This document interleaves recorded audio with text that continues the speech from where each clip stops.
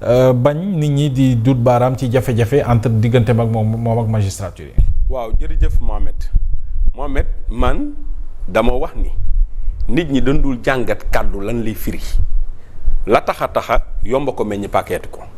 le premier ministre dafa am lu mu wax mais wax ji dafa mat a xam lan la ci jublu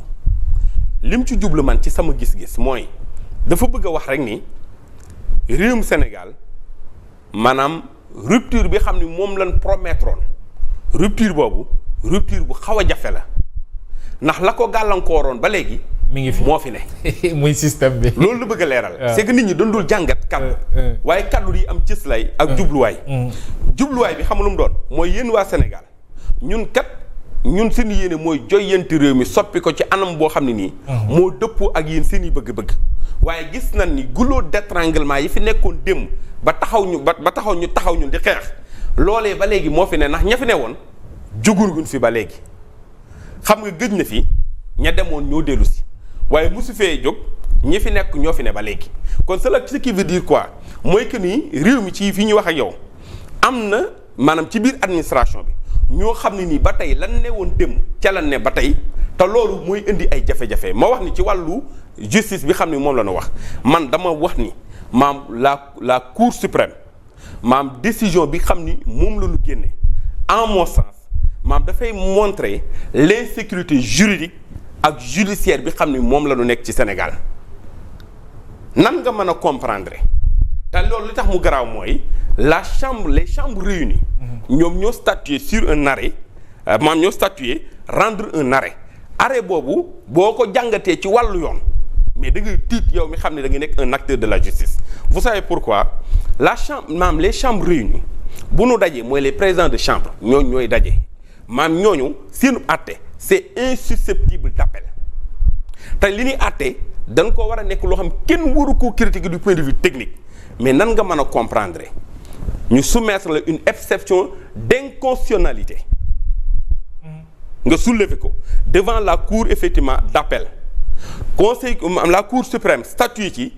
jaawale exception d'inconstitutionnalité ak un moyen de cassation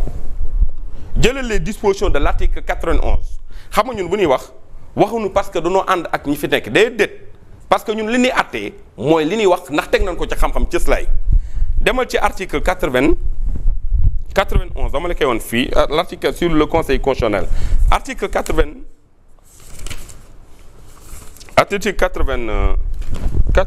bi bu ma juumul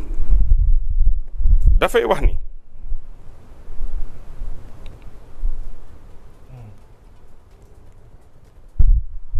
mën na la ko bañ a lire wax la ci rek article 91 li mu wax lu leer la daf ni maam jamono boo xam ni nii maanaam dañu soulever une exception d'inconstitutionnalité juridiction buñ ko mën a soulever obligatoirement c'est le texte qui dit obligatoirement dafa war a surseoir jusqu'à ce que le conseil constitutionnel maam prononcé wu ci lu ne mel waaye yow une exception d'inconstitutionnalité ñu soulever la ko yow li la war mooy nga jël effectivement donc une décision renvoyée au conseil constitutionnel pour que le conseil constitutionnel statue renvoyé war la nga soog a mën a continuer sa procédure mais loolu en réalité la cour effectivement suprême dafa violer doublement la loi dafa rajouter ba pare violer la loi li mu rajouter xam mooy lan vous savez quand il a effectivement cassé oui. Il n'a pas renvoyé or l'erreur aujourd'hui maanaam le moyen porte sur une erreur de droit or l'article 53 de la loi dafay wax ni quand il y a une erreur sur la loi la cour doit casser et annuler et renvoyer devant effectivement une juridiction de même degré mais defuñu ko dañu wax ni ñoom non seulement ils cassent mais ils ne renvoient pas c'est une violation de la loi flagrante la chambre des réunis waroon ko bàyyi mu jàll benn ñaareel bi maanaam le fait que ñu soulève une exception d'inconstitutionnalité conformément à la loi l'article 91 de la loi sur la cour ak l'article 22 sur le conseil sur la loi organique sur le conseil constitutionnel dafa wax ni en tout cas dans toutes les hypothèses où une exception d'inconstitutionnalité est soulevée la juridiction saisie doit obligatoirement surseoir waaye loolu Mohamed noo ko mën a tuddee waaye loolu Mohamed yow nga nekk maanaam le chef du gouvernement maanaam gis lu ni mel décision boo xam ni yow ça vous concerne dafa am des implications bu amee amoo sañ-sañu wax sa xalaat rawatina les décisions yu jël c'est des décisions définitives mën nga ci apporter des observations bu fekkoon dossier bu nekk en cours man dama ci wax. c'est ça. mais c'est une décision boo xam ne nii jaar na fa mu war a jàll les voies de recours sont terminées sañ na caa wax moom en tant que citoyen sañ na caa en tant que chef de parti sañ na ca saa wax même en tant que acteur wax li mu xalaat te loolu rek la c'est ça. donc man dama jàpp ni il va falloir ñu xoolaat bu baax très bien maam justice bi les acteurs yi xam ne ñoo ci nekk ñoo war a mais dama wax le man foofu la je lance un appel solennel au premier ministre parce que la politique c'est pas la morale politique da ngay def politique wala nga def leneen politique responsabilité la boo gisee ay gàllankoor yoo xam wër na lii ci liy gàllankoor réew mi la mais jëlal sa courage nga teggi loola teg fii ñoo xam ne nii ñooña lan war a doxal den ko doxal ci njub ci jubal ak jubbanti gi xam ne moom lañu wati ci réew mais ce n'est pas parce que yow yaa ngi jiite am réew bañ nga ko la ŋàññi ay nit nekk ci bërëb nefal lu leen neexee wala nan ko war a doxale doxaliwuñ ko nu ni mel yow nga toog te am sañ-sañ ak pouvoir man koo dindi nga toog di seetaan mais loolu laa ni man d'accord ma ci. très bien loolu li ma gëm mooy. am réew. maanaam boo ci gisee parce que réew mi nag na la xamal leen de sénégalais yi ñoo wax ni la woon danoo bëgg mu won ni loola nag xam lan la laaj responsabilité. mooy lépp lu ko mën a gàllankoor yow mi xam ni yow la ñu jiital ëllëg yaay rendre compte yaa war a jël sa courage maanaam bañ a dox ci moral mais dox ci politique dindi ko ba mu set wecc maanaam doxal li xam ne moom la askan wi bëgg parce que ëllëgee ñoom rek ñoo lay. très bien alors honorable boo bëggee apporter quelques réponses par rapport ak lecture bi mu def ci parlement bi mais aussi et surtout ci jafe-jafe bi ñu nekk di dund ak le secteur de la justice. waaw d'accord dinaa ñëwaat ci secteur justice bi mais balaa ma ciy ñëwaat damay gërëm maître tam ci li mu wax fii ci wàllu justice bi yëpp surtout ci wàllu grève bi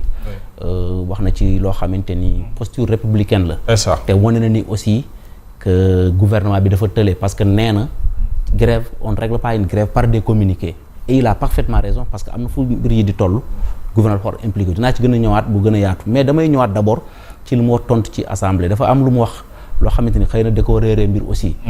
parce que règlement intérieur assemblée tamit nekkul ne ñëpp ñoo koy saytu bien que avocat la